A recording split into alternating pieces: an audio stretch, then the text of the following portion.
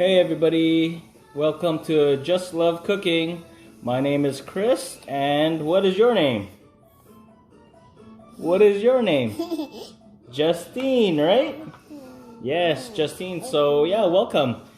Today what we have here for you is Singapore noodles. Here it is.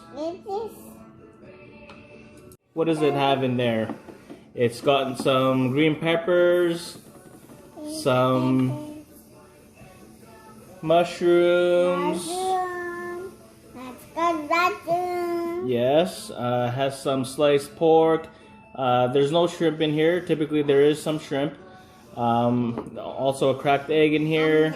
But the most distinct thing about this noodle dish is really... Here, you want to try some?